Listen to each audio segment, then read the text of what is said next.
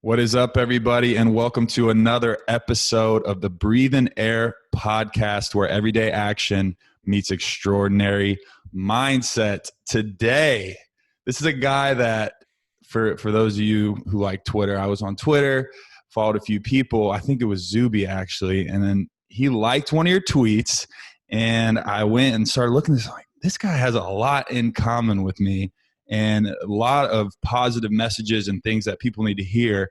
So everybody, welcome Danny Miranda, host of the Danny Miranda Podcast. Thank you for coming on, brother. Well, thank you for having me. I'm super excited for this.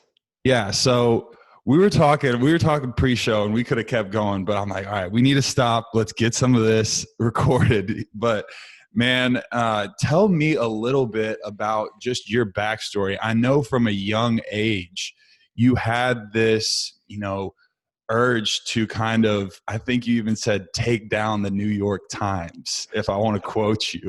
But like as an 8-year-old, where is this coming from, and this urge or this want to create content?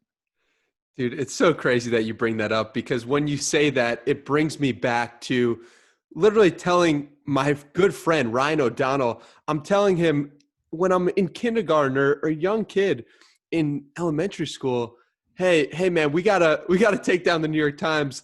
And I don't know where it comes from. I have no idea, but it was in me to see that someone else is doing something so I can do it too.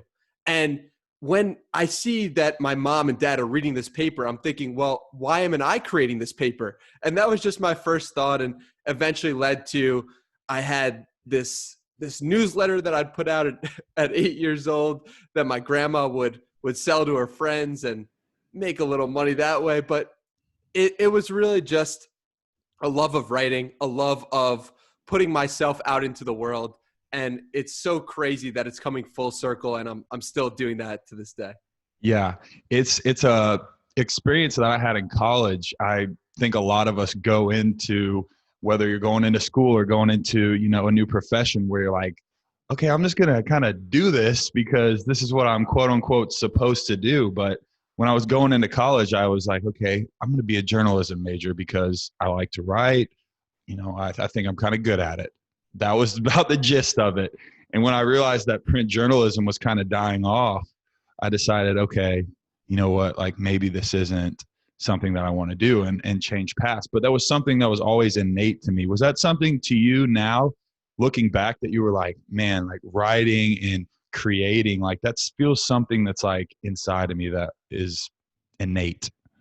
Yeah, it's a great question. And I think that what happens is we either get in touch with our inner child or that part of us dies. And I think our quest as human beings is to try to get in touch with that inner being as much as possible, and to have that become a part of our lives as adults, so that we can really feel that sense of oneness, that sense of play, that sense of wonder that you get when you're a child. And for you, it might have been like playing football. You're just like, you get totally lost in the moment. For me, it was writing, learning, like, and talking to cool people. Like, part of that process was just trying to learn from other people. And it's like crazy that I'm doing that today too.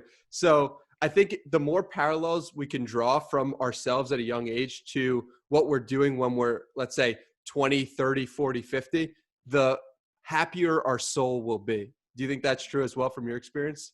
Yeah, I really do. I think it's becoming, I think we're starting as a society to realize that these social norms aren't necessarily for everybody, that everybody's path is unique. And I think that it's easy to get into this flow of, comparison, and like, oh, my parents went to college, like they want me to go to college. Well, maybe college isn't best for me, right? And I was reading up on you and saw that you even, I love this word, but you said that in talking about the education system today, there's a lot of proverbial sauce to this, like this system that we're launched into, that, we make all these memories and we learn all these lessons, but maybe it's not the path for all of us. And yeah, absolutely. Do you think that's something that's kind of changing with the times, or is that something that people are becoming more knowledgeable of? if it was given my choice, I think that I'm so grateful to have gone to college, and I'm so grateful to have gained that experience. But I also think it's not for everyone. Yeah. And I think that there's a crazy disparity between how much it costs and how much it's worth. And the education that I get online is crazy. Like people like David Perel and people like Tej Dosa, like they're putting out their world for free. And if you don't know who I'm talking about, you should definitely go check it out for anyone listening, because these people are just like, they blow my mind with the amount of wisdom that I gain from going through their minds. And so if you understand that the greatest minds in the world are putting out their content for free, the people that we will look at in 20 years potentially, like we do, like just people who are so smart and ahead of the game. And so point being, that makes me super excited that that's free. And I attempt to do that as well by just putting out free stuff and hoping that attracts smart people like you to, ask me to have a conversation. I think that that's part of the fun of the internet. Yeah, it really is. And that's that teeter-totter, right? Because we're in an age now where we have so much at our fingertips, right? It almost feels like too much at times. And I think we both agree that there's a balance that we kind of have to find. You've spoken on social media detox or phone detox, putting the phone down, right? And it's so hard to do. And we can go into all the science as far as the dopamine and the way that these devices are created. But there is such a balance that you have to have, because these tools are so powerful. Just like any great thing, it can be a bad thing if we don't manage them properly. So how have you kind of been able to balance this amazing tool that we have and also not let it affect our reality? Because it's so easy to let it affect our reality, affect our brain and the way we think, and kind of just take us out of this, like put us in this weird trance, right? Yeah. So I do a couple of things which are really important. And if I didn't do these, I don't know where I'd be. I'd be in a different dimension. The first is that I don't allow any blue light in my bedroom, and especially not in bed. I'm not looking at a laptop, iPad, phone. None of that stuff gets in my bedroom to begin with. The second thing that I do is I don't allow myself to look at my phone or laptop 1 hour before bed and before noon. So like I'm only looking at my devices on most days after noon and before, like from that window. And so having that really helps me, because it allows me to just realize that there's life without these devices. And I break that sometimes as well, but I think having that device, having that framework in place really helps me to make decisions. And then the other thing that I have done is the detox, which is just like 5 days, no phone, no laptop, no blue light, nothing, no notifications, me, myself, and I in a cabin in the woods, like crazy. But it was really enlightening, and it allowed me to view myself in third person. So I think throwing in one of those every, I don't know, 6 months or a year will be really helpful for me to continue to track my progress.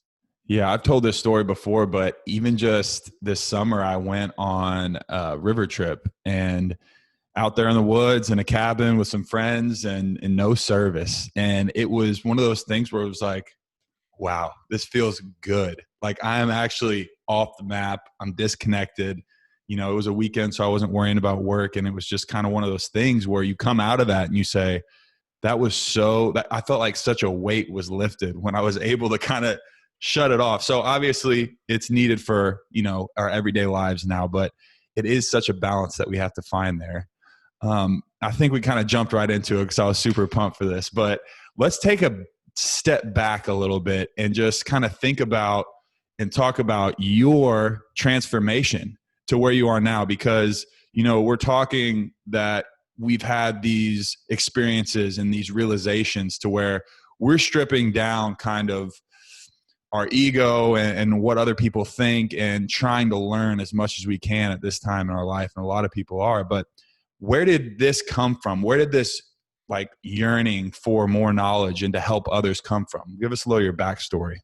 Yeah, absolutely. So where this comes from is coming face to face with some of my darkest moments and feeling like what I was doing was not connecting with who I am.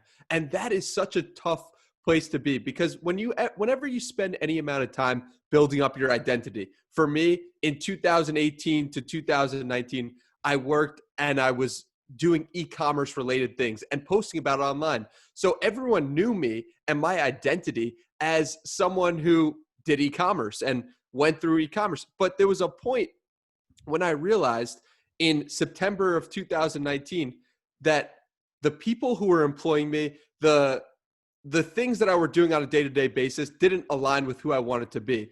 And it was just a hard realization for me because I wanted to go in a different direction. And that's not to say the people I were working with were bad. I love them and they're good friends of mine. It just didn't align. And so when I had that, it hurt me for some time and led me to this place of like, well, my identity and what I'm doing on a day-to-day basis aren't the same place. And so it took me months of just trying to rework and figure myself out. And I turned to meditation. I turned to doing difficult things. And what you see today in late December of 2020 is the result of a year and a half of hard work on myself. Right. And I know that a lot of young adults, listen to this show and know that you're not alone in these thoughts and feelings that you're having coming out of school or coming out of high school into the work world or whatever your transition that you're making in life right now.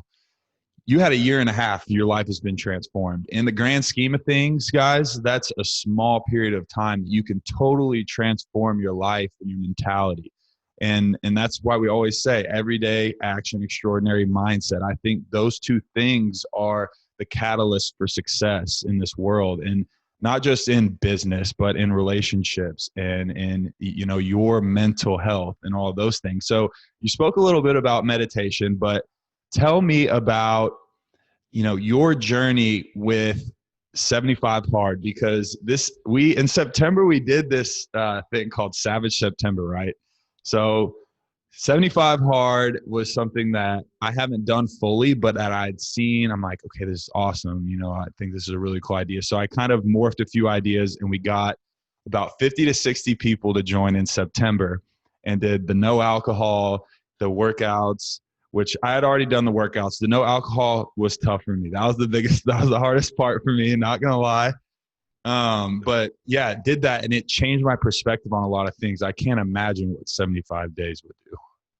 Yeah, it was incredible, man. Like in the beginning, I didn't believe that I could do it for 75 days. I wasn't someone who did hard things. I wasn't someone who was capable in my head, but thankfully I had accountability and I was doing it with someone, and soon enough, I started to believe in myself. And by the end of the time, I was like, holy shit, I can do this. I am capable. So yeah, that was a transformational program. And there were moments when it absolutely sucked, man. But I have to say, the moments that I remember are the moments when I was laying in bed. It was 11 o'clock at night, and I was like, what the fuck am I doing? Let me get out of bed and do my 45-minute weighted vest walk. Like, what am I doing? And that's the night that I remember. That's what I'm most proud of. And so it's really transformational because I thought I was going to be happiest when it was all over. I thought I would celebrate and that's when the best moment would come. But really the best moment came when I was doing hard shit. And that was a huge realization shift. And it made me realize how important the journey is. And I could tell you, yeah, it's the journey, not the destination. That's what it's all about. But when you live that, when you are actually in that and experience it, then it becomes a completely different thing. And the mantra becomes real and you could feel it. Yeah, it really is.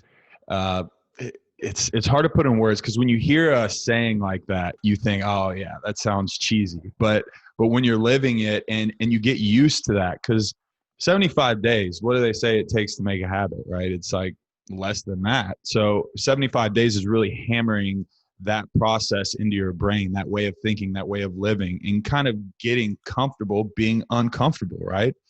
You hear that a lot, but that really is a happy place. Like for me, I don't lift weights anymore so that I can look good. Like that's just the cherry on top. I lift it for my mental.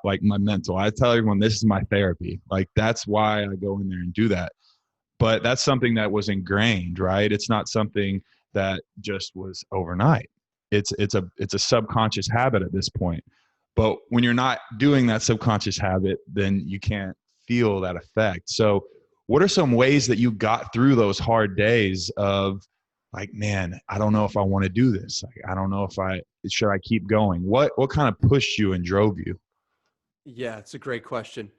The first thing that I'll say is that I started this program directly after quitting my job. So I said to myself, like, burn the ships. This is my new life. I need to do this.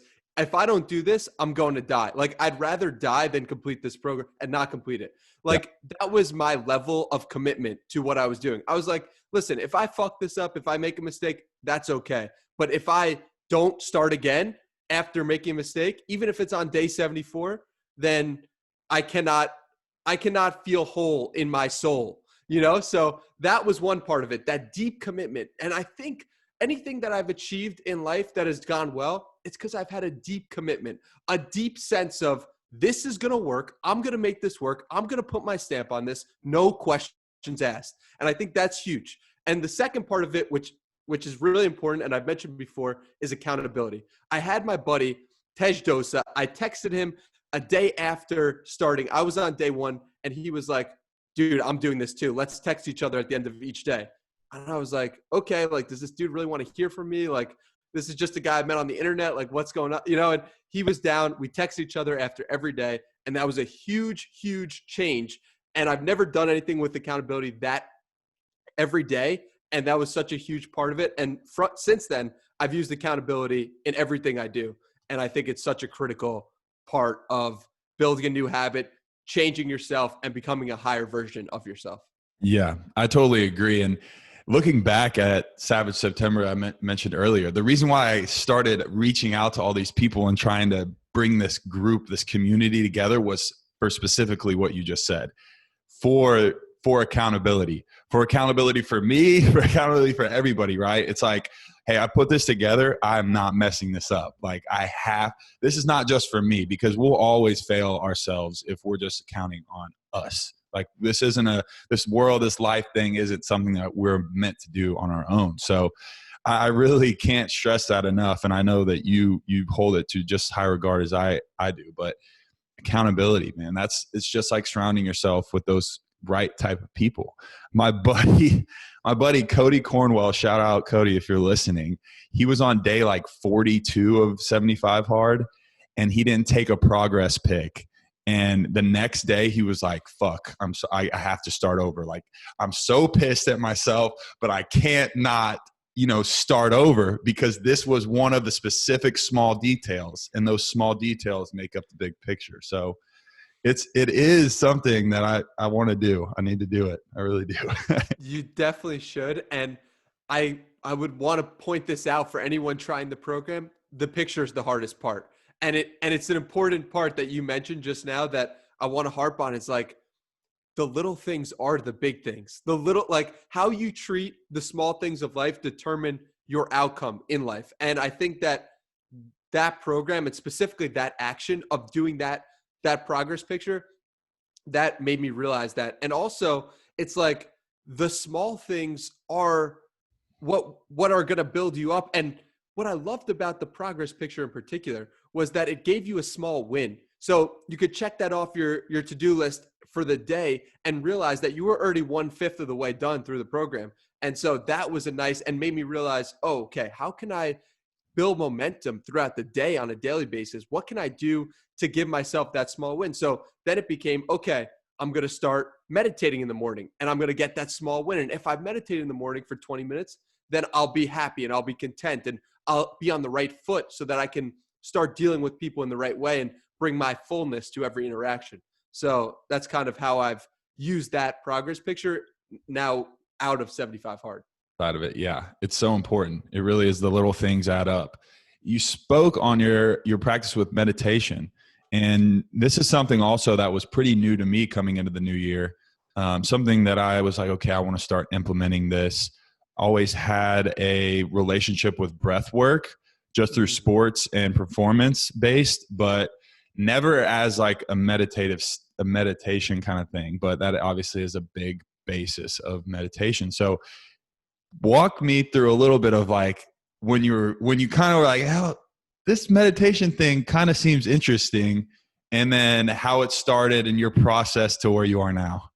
Yeah. So it's a great question. When I started meditation, it was around the same time that I started 75 Hard, September of 2019. And bro, I hated it. Like it was actually awful. I'm sitting there and I'm like, yo, what type of practical joke is the universe playing on me? This is actually going to help me. Like I'm just sitting there. Like that doesn't do anything. Like what are you talking about? But my friend Tej, he was like, listen, this works for me. Do it. Don't. Doesn't matter to me, but it's helped me. So I was like, fine, I'll do it. I was living in San Diego at the time, and I was just meditating 20 minutes every day in the morning.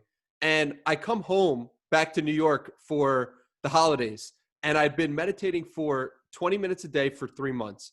And I had never really like seen any benefit of it, but I just knew that I was like kind of feeling better. Anyway, I go to, I'm driving in a car for the first time. Didn't have a car in San Diego. I'm driving in a car and I'm sitting at a red light, and I notice my body start to get agitated and start to be like, why is this not a green light? Like where I need to go, and then I was like, holy shit, that has happened a million times where my body and my mind has wanted to speed a process up.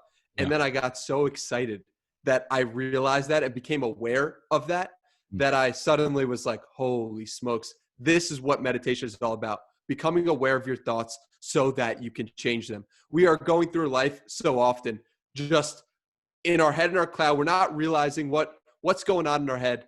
And meditation allows you to become aware of your thoughts, because once you are aware, you can change. Mm. Yeah.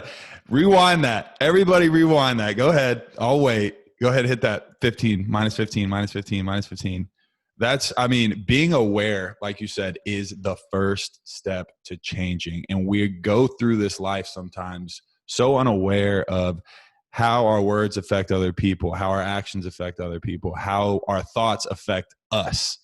And I was reading through some of your stuff, and you said something that I totally agree with about your thought life. And this applies to meditation, what we were talking about. But basically what you were saying is that you aren't the thoughts that you have, right? It's okay. It's normal to have these thoughts of, oh, I'm not good enough, or this might flop. This podcast might suck. I might be shitty at my job, or whatever it is. But there was a quote that stuck out to me in relation to this, that it's not the thoughts that we have, but it's the thoughts that we attach to. And I think that meditation and being able to stop all of the outside noise, stop all of the constant stimulation that our minds and bodies are not meant to be under, by the way, y'all. And when we stop that and we can just be present and in the moment, then we can start picking apart these things that, in the grand scheme of things, like you said, the red light that would agitate us so much prior, we're like, you're laughing at it. Like, why was I even there? Because you caught yourself. It's not like those thoughts are going to disappear, but now you know, and you're conscious of them. And that makes a world of a difference. So well said, man. And I think that I thought when I started meditation that it was all about having no thoughts, and that if I had no thoughts, that was a win.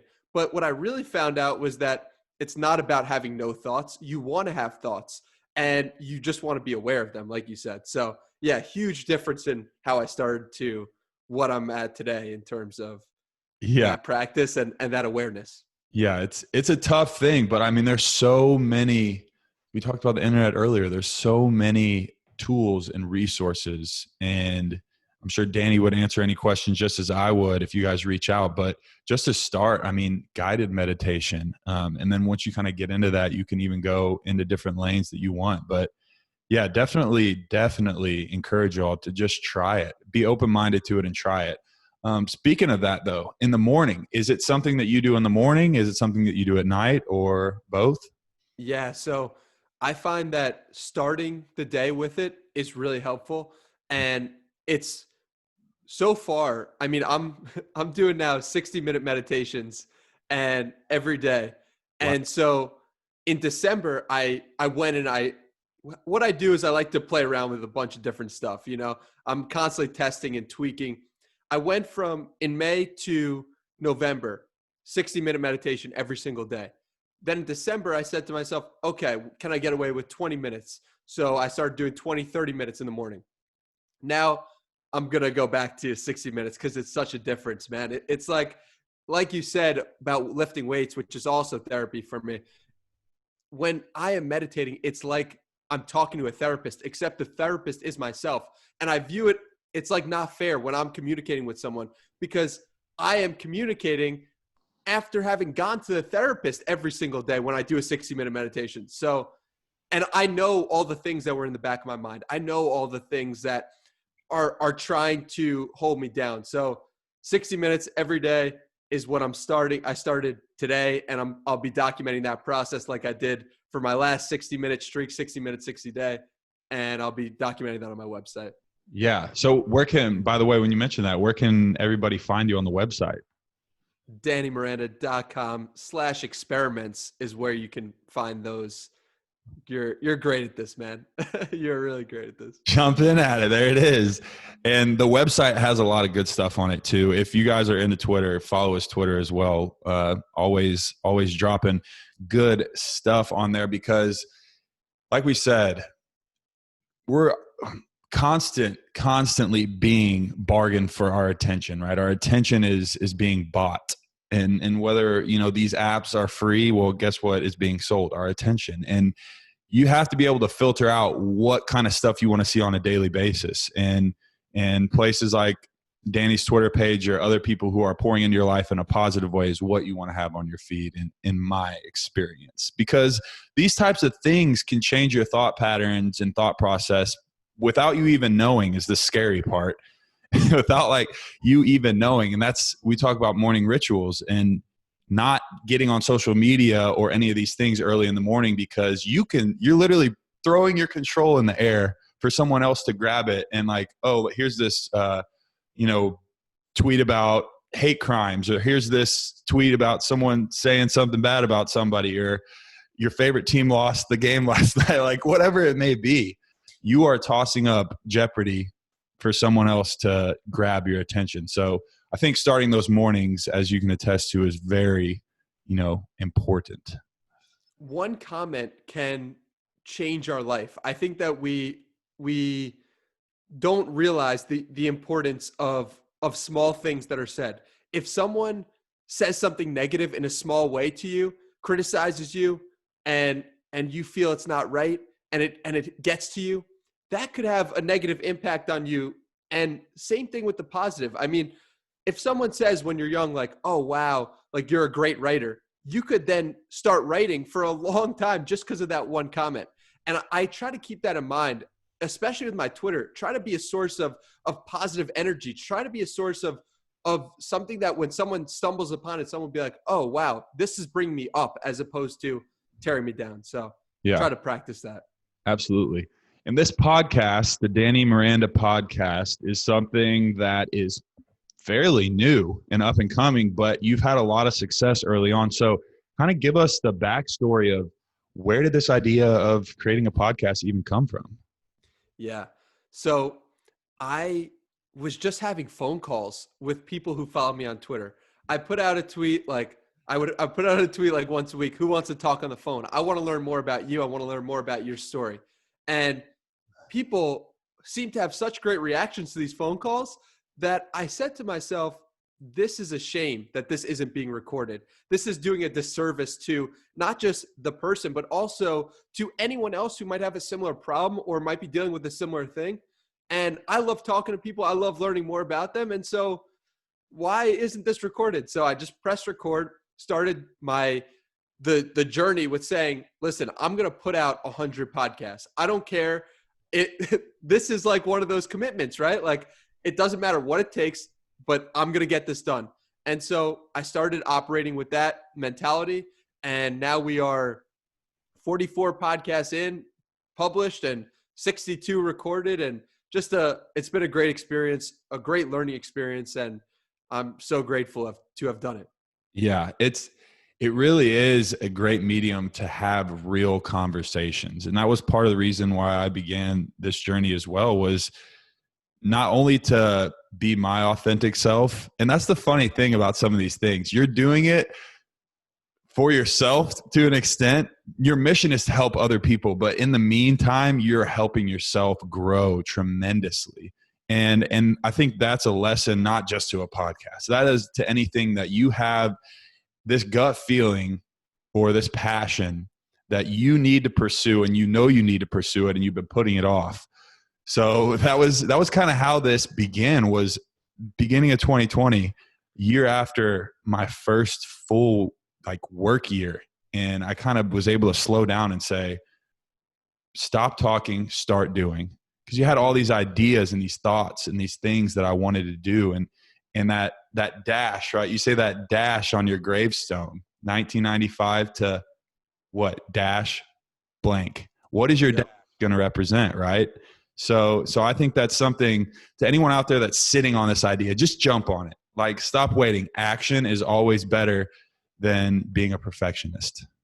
Yeah, absolutely. And also, once you start acting, you start coming up with the answers. And so when you say that, what's going to be on your gravestone, it was after 3 months of putting out content that I was sitting outside, and I remember where I was, and I just sitting there, sitting in the sun, blank mind. And what pops into what I want on my gravestone just gets bolted into me like some crazy thing. And it was just to make the world happier, healthier, and wiser. And this was before I started the podcast, but I've been putting content out. I've been writing, I've been putting out blog posts, tweets, and I was building, and I was going in a positive direction. And it was from that I got what I wanted to be on my gravestone. So it's so fascinating that you say that. Yeah, it's something that we have to think about. And I think everyone thinks about it, but maybe times we brush it off because we don't it's an uncomfortable place to be with yourself. And yes, quarantine brought that out of a lot of us, I think. Tell me your experience with quarantine. I know that you were in kind of a dark place and then decided that, hey, this is time to turn this over. Yeah, I was in a real dark place. I was one of those people who was watching Joe Rogan, who was seeing, he was having experts on. The experts were saying, yeah, this is going to be real bad. This is going to be something serious. And here I have my grandparents going out, they don't care about what's going on. They don't know. So that scared me. Then I have my parents, no one cares. I'm like, well, how come no one cares about, it's so weird to imagine a world where no one's wearing a mask now, but that was only 10 months ago. So I was in the state of no one understanding that it was going to be a big deal. I thought I knew because I was following Joe Rogan and following people on Twitter who were, calling the word about it. And so I was depressed about that. I was depressed about my own situation. I was like, what's going to happen to me?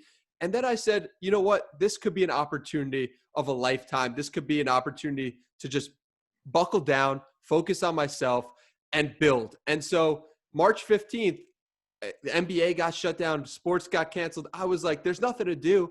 I got to focus on me. I got to grind. And so I just started treating myself like I was the hero of my own story. And I just started to build. Yeah. Simple as that. There's something to say about that. It's because I feel like so often we say oh, I want to do this, I want to do that, but we never act on it. And I just got done reading 10X Rule by Grant Cardone. And that book is all about, he's like, literally screw everything else, just do it. He talks about trying to get this movie script done, and he's meeting with producers. He has no idea what he's doing. Never pitched a movie before in his life, but he's like, I didn't know what I was doing, but I was there, and I knew I was going to, I was good at selling, and I could talk to him, and I was going to do everything. That just blows my mind. But it's a story that many successful people have, because they take the leap where other people take a step back and say, oh, maybe I need to plan a little bit more. And I mean, I do it all. But you just got to remind yourself, nope, stop waiting, or you're not going to get it done. Dana White is the perfect example of this for me. Just how he has been able to take what the media has said and just been like, this is my plan. This is what I'm going to do. Judge me, don't judge me, whatever. This is what we're going to do. And he moves forward, and he's killed it with everything he's done in the last year. And he is my example for my mentor of who I'm following when I'm thinking about who do I want to be like in chaos. And Dana White served as that example in 2020 for me. Yeah, that's awesome. That really is Fight Island. Yeah. He's like, I'm going to get an island and just fly people out to the island. Like he was just, if there's a will, there's a way. And if we just have that mentality, and the crazy thing about it is like people who are planners are, they're smart, they're thinking, they're in action, but sometimes it helps to be the stupid guy where you're just going. And if you're just going and not thinking, you sometimes get further than if you're in your room having those master plans. So it's kind of having a balance, figuring out that balance of planning on one hand, and also understanding that the plan won't mean shit because by day 2, you're going to be done. So I think there's a benefit to both, but it's about balancing those from my perspective. Definitely. Speaking of planning, going in, I think goal setting, right? Goal setting is something that, or call it a resolution. I hate the like New Year's resolution, right? Because if you have this resolution, why can't you just start it now? But we all have goals, like yearly goals, right? Goals going into 2021. What has been your relationship with goal setting? Is it something that you've done a lot, or is it something that, like, what's your relationship with that? Yeah. So I am currently in the middle of my annual review. So it's just a bunch of questions about how 2020 has went. And it's a really long document made by someone that I had on the podcast, Steve Schlafman. It's, I think, annualreview.life is where to find it. Really long document. It could take as much as 3 to 4 days, and it's comprehensive. So yeah, I've been going through that, have been really enjoying that. And it puts everything in perspective. But some of my goals for 2021, I'm excited to do this meditation thing again. I'm excited to do a 30-day writing challenge where it's like you have to write 250 word essay every day for 30 days straight. Wow. And the last one is a 50 consecutive pull-ups challenge that my man Hunter Weiss created. And I'm currently at 15 pull-ups. So it's going to be a long journey up, but I'm excited to do that. And I think it's an incredible idea. I think he's raising money for homeless veterans as well. So. Oh, that's awesome. Great cause too. 50 pull-ups, dude. That's tough. Yeah, it's legit. We'll see how far I can get on that. But it's doable, right? Just follow the plan. It's doable. It's doable. I think I'd have to lose some weight to do it. I think I'd have to get like a little leaner, and I got longer arms, so I'm just like, oh. Dude, you're 6'6". It's not fair. That's absurd. I do like right around there, like full extension all the way, like not cheating little pumps, like full. Yeah, that's tough. That's awesome though. And I think that even if it's like a big comprehensive annual review like you're doing, you can go that route. But even for someone that's just like, hey, I want to sit down for 20 minutes, 15 minutes and just reflect and write it down.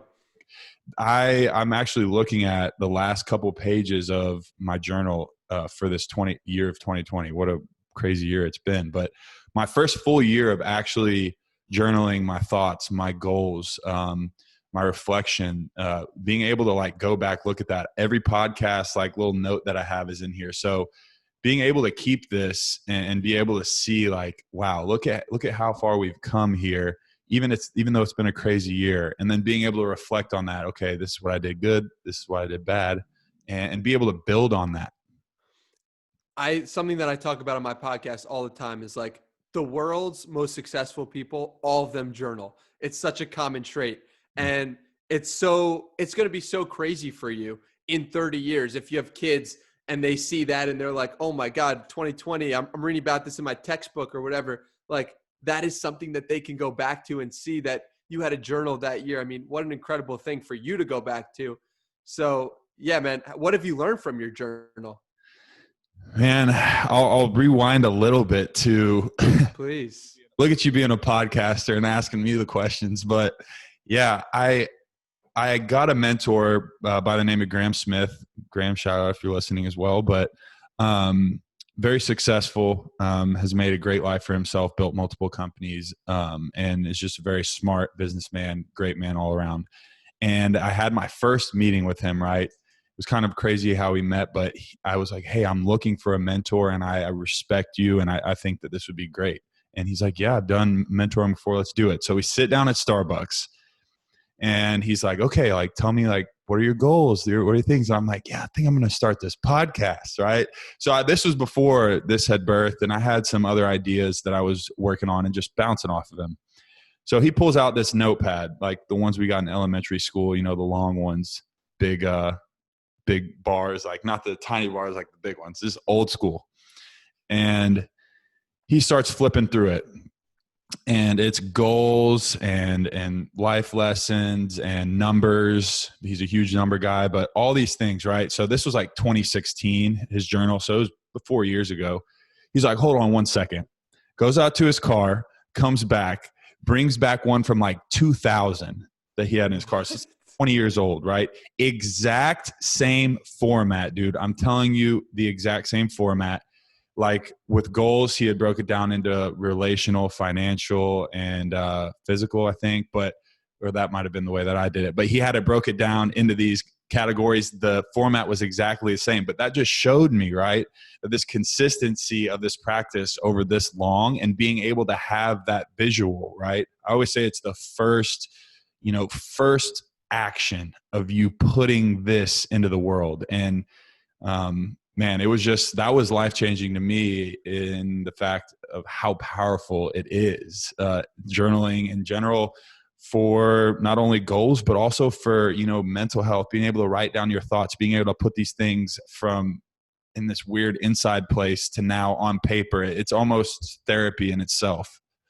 It absolutely is therapy. Writing and putting your thoughts on the page is the greatest form of therapy, because you're seeing it. It becomes real. Once it's on the page, then it becomes real. And it's awesome that you've stayed with that for now, 10 months? Yeah, it's been a little over 10 months now, and just got my 2021. I got the new journal for Christmas, actually. So I was like, yes, let's go. This is exciting. Yeah. But yeah, dude, it's been a life-changing thing for me to start that. And by no means when I dove into this was I super consistent with like every day I'm writing in my journal. Cause I look in here and I have a lot of days where I got up in the morning and I'm like, okay, what are my intentions for the day? I was doing my gratitude practices in the morning as well. So I think that really helped, but it's about consistency, and not beating yourself up when you don't do it, but knowing, hey, it's time to get back on the horse, right? I was reading, your kind of synopsis of how you got into this whole space and how, you had started on this track and then you went on like a bender with your buddy because he came in and then you fell off. You're like, dang, like, why did I do that? Like, not that you can't do that and kick back and have fun, y'all, but like the fact that, you came back to that self-realization of, man, I let myself backslide there. Tell me a little bit about what your thought process was there, because I feel like a lot of us go through those kind of feelings. Yeah. So it was starting 2020 actually. And I was on top of the moon. I knew exactly what I wanted to do. I was focused. I was ready to be consistent. And then my buddy comes and he's just a savage. And we just go out, we just go crazy, and we go on a complete bender. And then it took me a month and a half to forgive myself for that, right? Like I was so in my head because that weekend and that week just like took me off my path. And I was like, well, do I really want this? Is this not what I want to do? Like what? And I was confused. I was in that place of like, I'm not capable of doing what I said I was going to do again, like back where I was before 75 hard. So it's so funny that you bring that up, man. And it just goes to show your podcasting research prowess, because that is incredible. And I appreciate you taking the time. It's amazing, man. Yeah. When I read that, I was like, that's me. Cause it's always finding that balance, trying to find the balance. Right. And never one to sit here and say, don't go out and have drinks with your friends. Like there is a balance to all of this. And you can't stretch yourself too thin. Relationships, I mean, this is a short life that we live. Enjoy yourself, but know that what you do have lasting effects. Like, yep. The older I get, the longer my hangovers get. Like that's just a fact of life, right? And it's crazy because when you're 25, that's when you really start to feel it. I tell all my buddies this. It's like when I was 21, it didn't matter what I did. I could wake up and do it again in the next day. So Yeah. yeah. Yeah.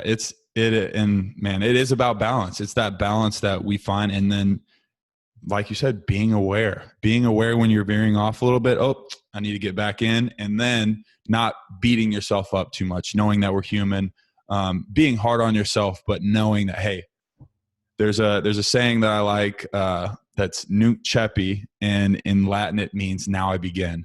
And it's something that actually I got from a guy on a podcast, Sean, shout out. That's like our third shout out today. But man, it's just something that really has stuck with me, because I think Phillip Rivers is something that he lives by too. And for football, for sports, for anyone listening that's still playing ball or anything, now I begin, next play, right? Next play. You got to have a short memory.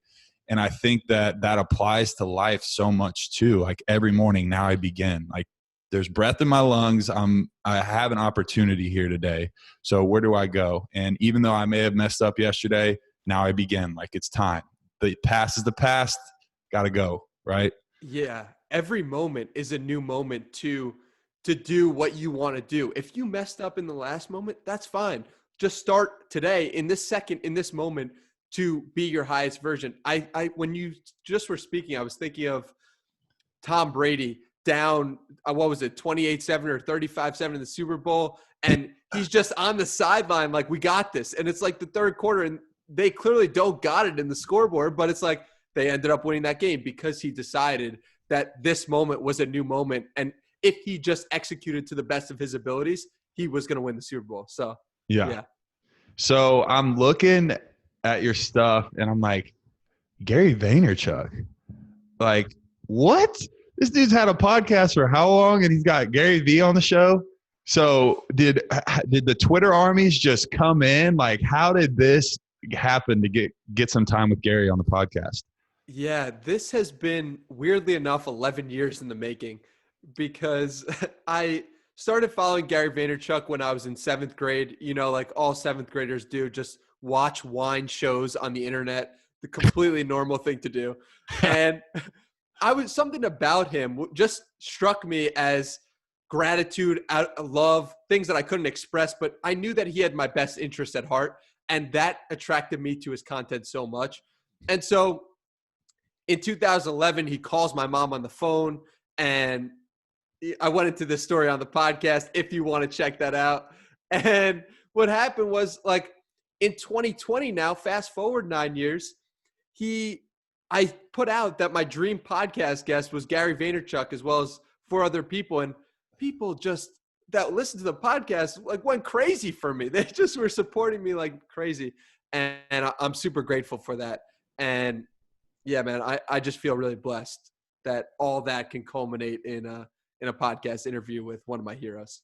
Yeah, I definitely tuned in for that one. I was checking it out along with a few others. And if y'all are listening and you like the content that Breathe and Air has, Danny has a lot of stuff that aligns with a lot of the core things that we talk about, and has a lot of great guests, as you can tell here, getting a big time guy on there early on. So what's some lessons that you've learned from this short period of time that you've been doing podcasting?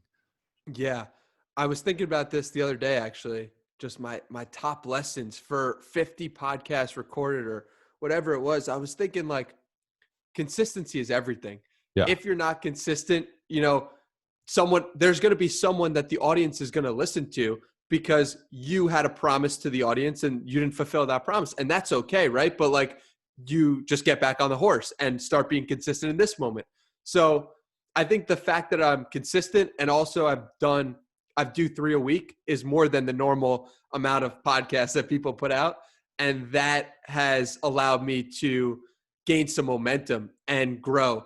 And the only reason I decided on 3 podcasts a week was because I said I was going to release the podcast starting September 23rd, and I started recording on August 23rd. And by the time September 23rd rolled around, I had 20 in the backlog, and I was like, well, no one's going to listen to this in 6 months, so might as well put these out more, get more and more going. And I just love having conversations. So all in all, it was just an incredible way to get things going and get things going in the right direction. Yeah. And that's a advanced decision that you made there to do it ahead of time, because when I started early, I was like, I'm still juggling work, doing this. How am I going to do this podcast? How am I going to get guests? Like working all this out, right? And it's like, okay, some weeks I'm like, okay, I need to get a guest. Like I need to figure this out. Obviously learned my lesson there and started doing what you're doing, backlogging these guests and, being able to carve out time for that so that you don't feel that panic. Like, oh no, I need something to drop. Like, what am I going to do? But Yeah. Man, it's been an experience in itself. It really has. And like you said, being able to go on a journey, I always say, welcome to the journey for everyone that's listening to the podcast. I love that. Yeah, that we're all on together. This isn't me coming on here and saying, hey, I have the answers. Like, here are the answers. Like, no, this is everyone coming on and speaking their truth, and also, honing in on what they're good at and giving that to somebody else. And I think that not only do I come out as a better person, but hopefully the people on the other end do as well. Yeah. And also on that point, let me get you my gift that my brother got me. Okay.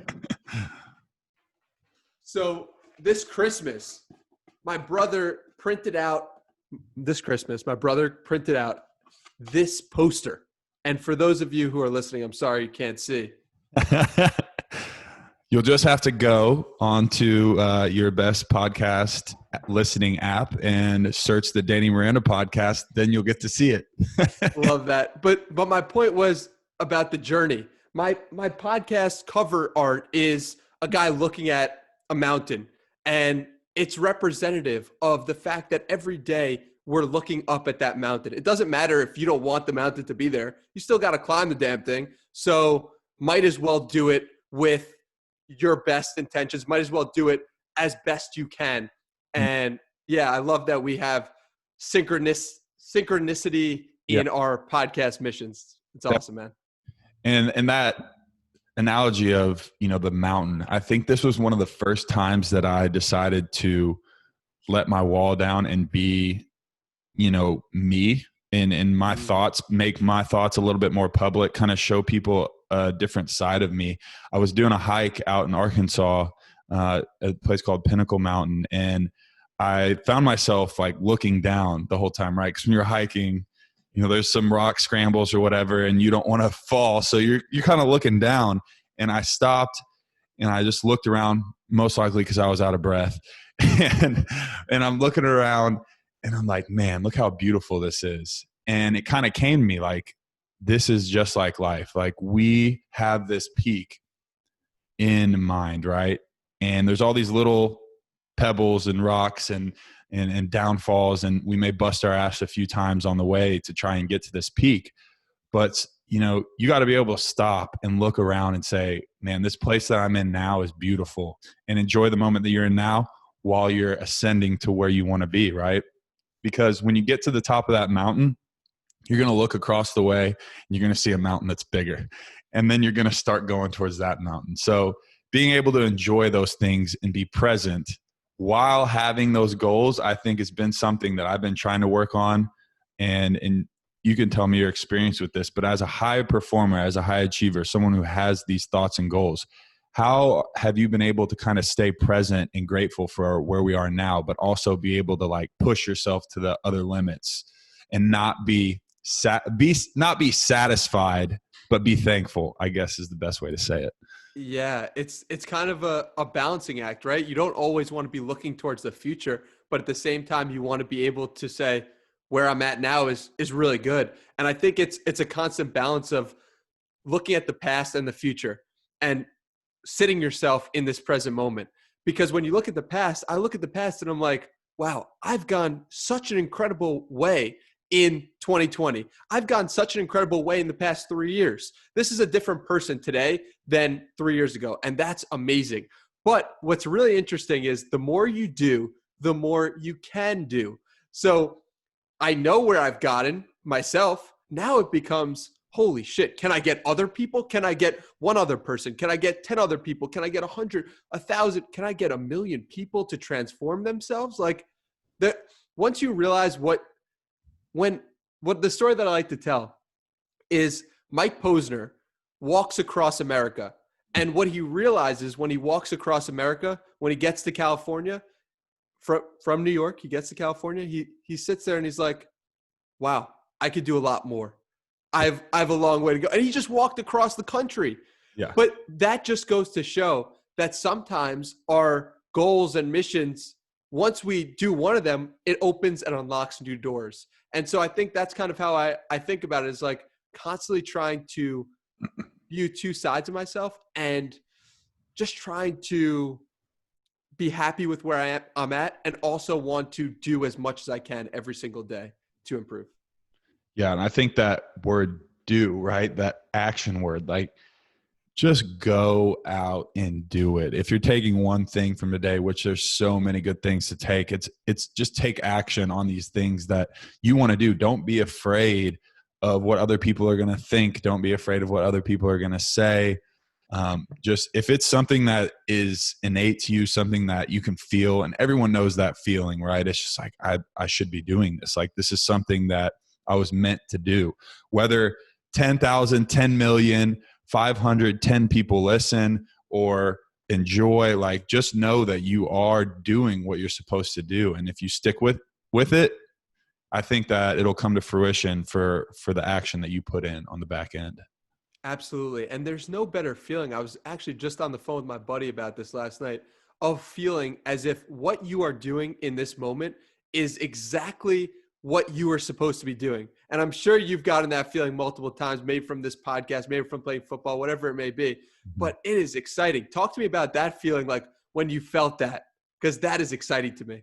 Yeah. I mean, I almost get goosebumps like thinking about it, because it is something, there's so many times where I sit down, right? Because, just as much as I do that, running a podcast and everything is a process. It is work. But at the same time, no one said that your passion was going to be easy. And I think that's where it gets confused. Something that you were meant to do, or your passion, or, something that you feel, you get those goosebumps when you think about. Being a professional athlete isn't easy, right? And those guys, I'm sure, feel like, hey, this is what I was meant to do. Like, this is something I dreamed of as a little kid. But don't get that confused with a passion and something being easy, right? But when I sit down and do these, and, these moments that we're having now, or that I've had on the show many, many times, it's like, wow, this is where I'm supposed to be at this exact moment, at this exact time. And what a weird coincidence that I saw your stuff on Twitter and thought that it aligned perfectly with the show. And now this is going to touch people's lives. That's something that once you get that feeling and you get the taste of that, it's like, okay, I want more. I need more. And when it also comes from a place of not your own self, but knowing that what you're doing is affecting lives in a positive manner, then it's just a whole nother level of, just gratitude for that present moment. 100%. And I think it's so important to note that when you serve yourself by creating this podcast. It eventually leads to serving others. And the best way to serve others is to serve ourselves first. And it almost always leads to the service of those around us. Right. And that's important, because I think that I've said this and I've used this in my own life, but it's okay to be selfish with your time. It's okay to be selfish with who you surround yourself with. It's okay to say like no to certain things and say yes to yourself. Like, that is a huge thing. And I think sometimes people have that FOMO, right? The fear of missing. It's like, oh, I don't want to miss, and that, I think been there. I have it still, I'm like, oh, I'm missing this. I'm trying to get into action. But being selfish is okay, especially as a young adult. Like, be selfish with your time, because I think that it's such a vital time to build this base of who you want to be and kind of break the shell or the mold that maybe you've been hiding under. And absolutely, learn it now than when you're 60 and you're looking back like, whoa, like, now I realize what I've been doing all those years, right? And the thing is, it doesn't hurt to try. The only thing that I could have lost by putting out 100 podcasts was it would be something for my friends to make fun of me for. And that's completely fine. And I'm content with that, because I know who I am in my soul. And you could take the criticism, and you could take the jabs when you are are full with who you are. It's skin off. It doesn't matter to you. So I think trying as many different things. I tried so many things, right? I tried e-commerce. I tried personal training. I tried writing online. I tried podcasting. Some things stick, some things don't, and that's okay. Everything's not going to stick, but you just have to get yourself in the arena if you want to experience what you and I are talking about right now. Absolutely. Well, one last question for you, and this is a question that I always am so interested to hear, but what is your definition of success?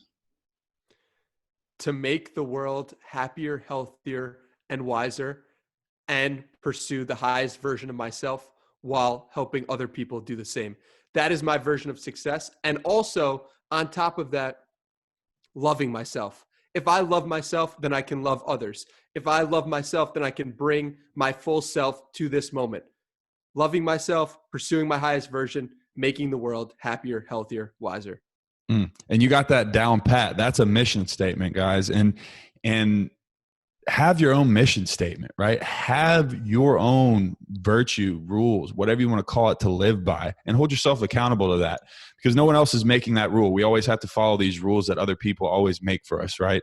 You can set your own rules on how to live your life.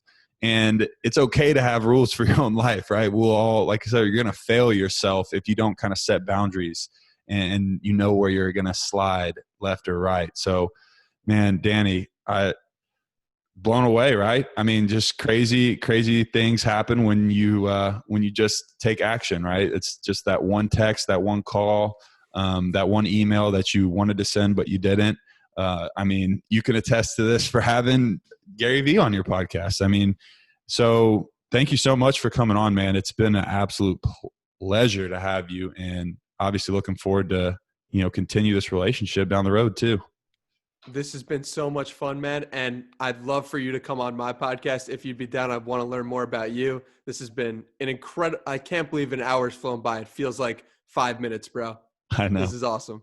Yeah, absolutely. I'd love to do that. And so before we leave, tell everybody where they can find you and where they can find your content, information, website, throw it all out. For sure. Best place to give me feedback about this episode is Hey Danny Miranda on Twitter. I check Twitter. I try to respond to everyone. It's getting crazy, but I'm trying my best out here. You could check out more of my content. Danny Miranda Podcast you could just plug that into any of your podcast players, and DannyMiranda.com for all my writing. This has been so much fun, man. Yeah. So much fun. It's been great. Well, thank you all for listening. As always, sometimes, not to say that every podcast isn't great, but sometimes you just have those ones that really stick out. And I think this has definitely been one. And I hope that y'all were able to take as much from this as I was. And if you're listening on Apple Podcasts, do me a big favor, hit that purple subscribe button and leave a comment. I love to hear y'all's feedback. And whether it's on there or if you want to message me on Instagram, that's where I'm most active, or Twitter. Instagram is at Breathing Air Podcast, or just at Mason Bendigo on Twitter. So go ahead and shoot me something there. I love to interact with y'all as much as possible. So thank you so much for listening. Danny, like I said, it was a pleasure. So thank you all for coming on, and have a great rest of your week.